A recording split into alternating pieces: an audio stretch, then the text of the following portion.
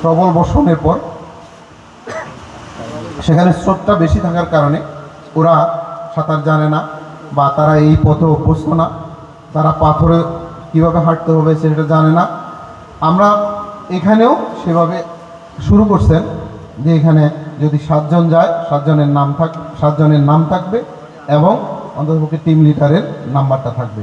আমরা যেটা দেখছি যেটা হলো মনে করেন দেবতা কুম্ভ বা আরও বড় বড় যে এই কুম্ভগুলো আছে বান্দরবানে, সেখানে যাওয়ার জন্য কি হয়, আগে থেকে অনলাইনে রেজিস্ট্রেশন করতে হয়, জাতীয় পরিচয়পত্র দিয়ে অথবা ড্রাইভিং লাইসেন্স দিয়ে অথবা পাসপোর্ট দিয়ে ওখানে রেজিস্ট্রেশন করতে হয়। রেজিস্ট্রেশন করার পর আগে তারা অনলাইনে সেটা পেয়ে যায় যে এতজন যাচ্ছে, তাদের মোবাইল নাম্বার সহ, তারপর সেটা সেখানে জমা দেন। ওখানে যারা দায়িত্বে আছেন জমা দেওয়ার পর তারপর সেখানে গাইড নিয়ে যান। একটা জিনিস যেটা আসছে, এখানে গাইড ছাড়া বাইরের লোককে অ্যালাউ করাটা ঠিক হবে না।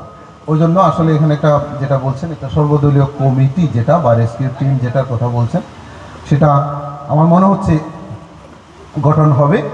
এটা গঠন করলে আমাদেরও লোক থাকবে।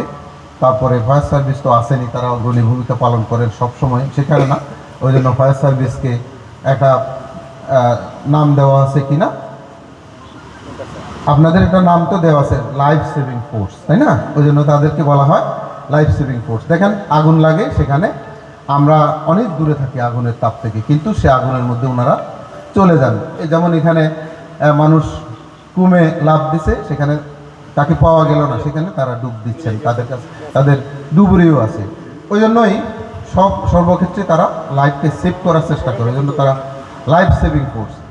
তো লাইফ সেভিং ফোর্স আছেই, শুধু লাইফ সেভিং ফোর্সের উপর আমরা ছেড়ে দিয়ে থাকলে হবে না, আমরা থাকবো সাথে আমাদের স্থানীয় যে ভলেন্টিয়াররা আছেন, আমাদের যে ব্লগার যারা আছেন, স্বেচ্ছাসেবক যারা আছেন এবং আরও অন্যান্য যারা আছেন, যারা আমাদের এই মিরসরাই না টোটাল বাংলাদেশের ট্যুরিজমটা নিয়ে ভাবেন, কিভাবে এই ট্যুরিজমের সেক্টরটাকে আরও উন্নত করা যায় এবং প্রচার করা যায়, বিদেশে বা অন্যান্য জায়গায় প্রচার করা যায়। এটার ব্র্যান্ডিংয়ের জন্য যারা কাজ করতেছেন আমাদের ব্লগার সহ, তারা আমরা আশা করতেছি সেই ব্র্যান্ডিংটা হয়ে গেলেই আমাদের এই ট্যুরিজম সেক্টর থেকে আগামীতে যেই লক্ষ্যমাত্রা নির্ধারণ করা হয়েছে অন্তত 4% জাতীয় অর্থনীতিতে আসার, সেটার জন্য সবাই কাজ করবেন এবং